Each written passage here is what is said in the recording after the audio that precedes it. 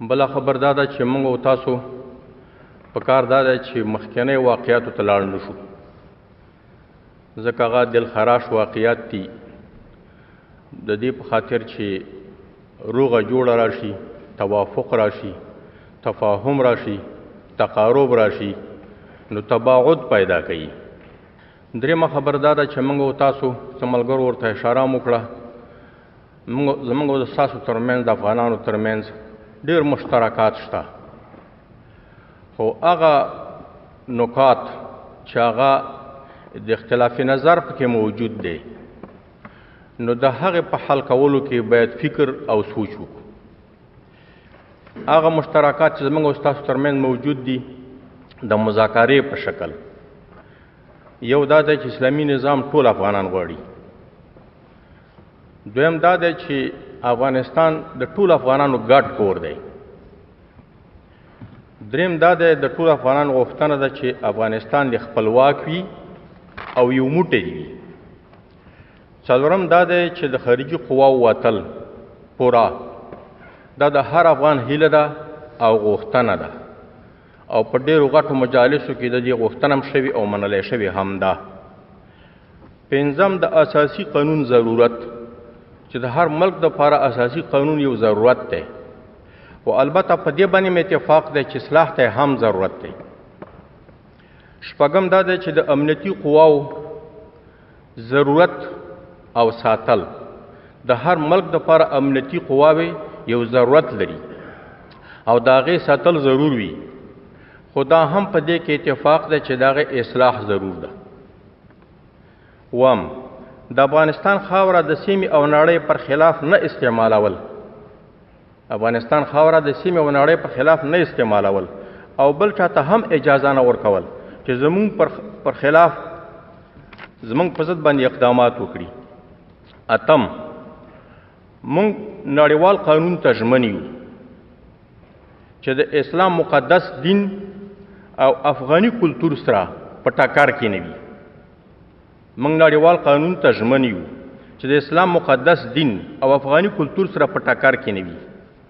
نو موږ باید د دغه مشترکاتو د ساتلو کې چې دا مشترکات وساتو، په هغه قضایاو کې چې زموږ او د ستاسو کې اختلاف نظر موجود دی، د هغې اختلاف نظر یو بل ته وړاندې کړو او د هغې په حل کې کوشش وکړو، خو په مناسب وخت کې چې هغه مناسب وخت به انشاءالله العزیز راشي.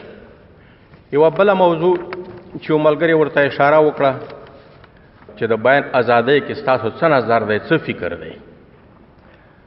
د بیان ازادي په شریعت کې څومره اهمیت لري او څومره ضرورت لري او شریعت ورته څومره متعهد دی، او د بیان د ازادۍ حقیقت او ماهیت څه دی،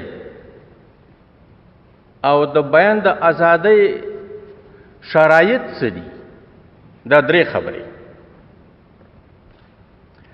د بیان د ازادۍ معنا او مطلب دا دی چې د حقایقو دروغ نه، د حقایقو او معلوماتو رسول خلقو ته، چې حقایق او معلومات خلقو ته ورسولی شي په واسطه د ژبې یا په واسطه د لیکلو. دغه د بیان د ازادۍ حقیقت و ماهیت او د دې اهمیت قرآن کریم کې په سورت رحمان کې الله تعالی ذکر کړی.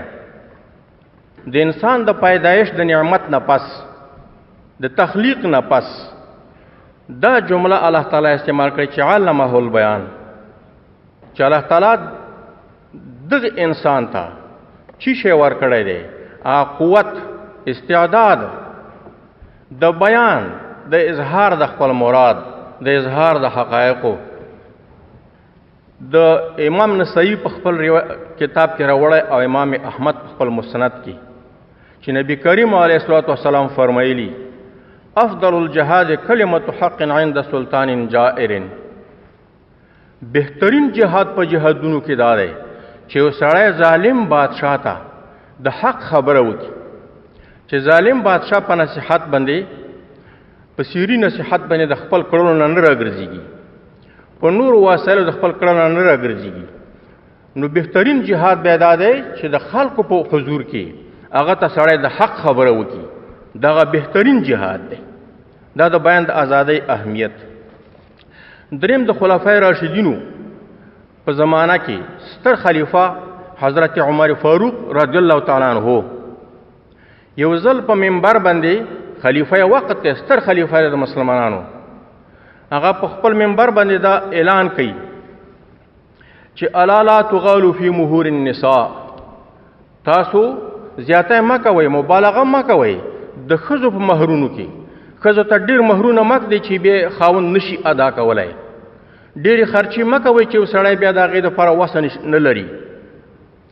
دا اعلان حضرت عمر فاروق په منبر باندې کوي. خو د هغې د منځ نه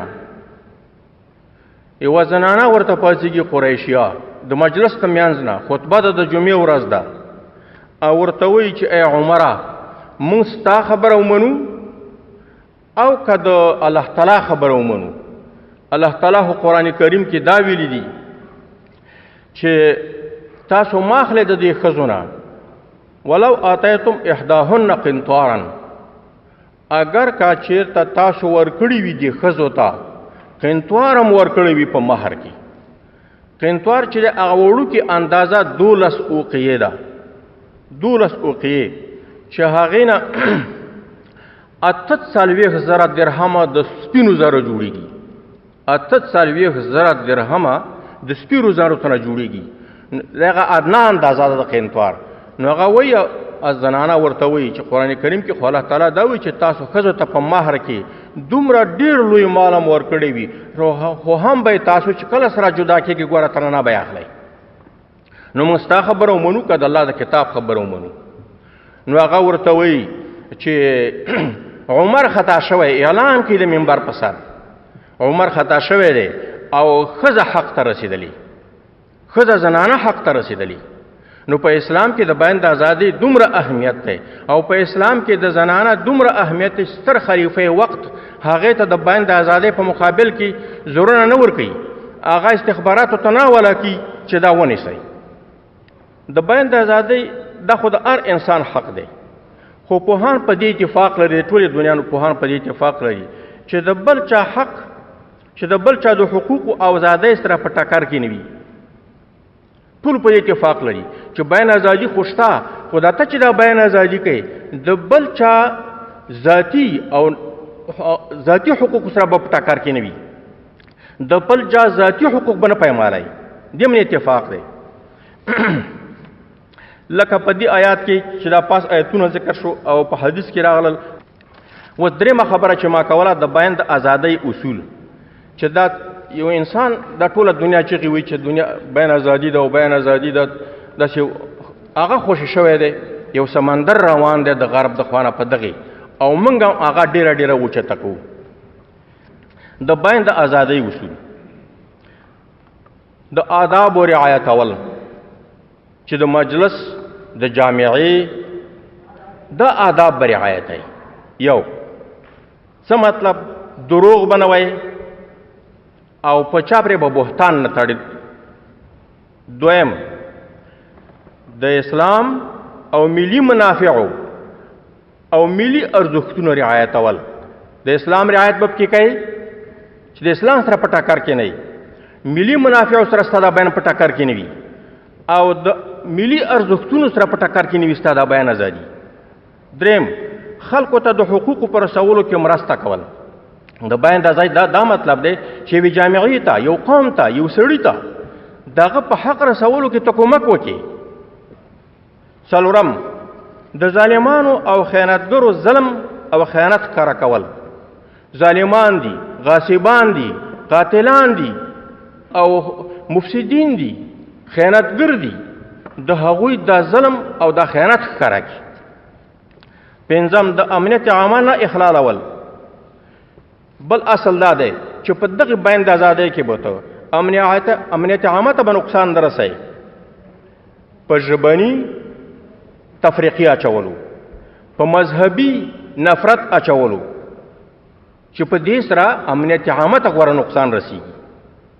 یو بله خبره چې هغه د دې سره تړلې خبره ده چې دا د بیان د ازادۍ چې انسان سره اول اسلامي دویم چې کنه ملي غرور وي نو دا به هیڅ کله په دغه کې د بل چا د خوانه د من هغه وانخلي پیسې ډالر کلدارې او تومن دا به وانخلي خو زمونږ نقصان دغه دی الله دې موږ تاسو اصلاح کړي چې په دغه ساحه کې زمونږ او د ستاسو دغه کمزوري ډیره زیاته ده نو ځکه زمونږ او د ستاسو دغه کمی هم شته